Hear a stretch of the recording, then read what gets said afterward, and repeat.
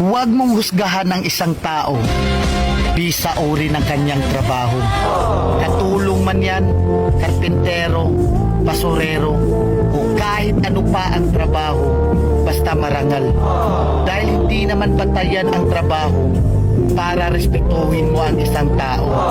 Dahil ang buhay, kailangan natin ng diskarte para umasenso. Aanin mo ang diploma kung wala kang respeto sa kapwa. Kaya tayong lahat ay pantay-pantay lang. Tayong lahat ay may karapatang tratuhin ng tama kahit walang pinag-aralan.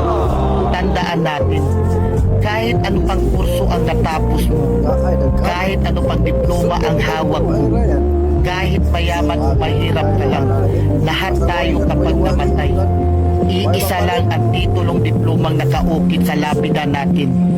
Rest and peace.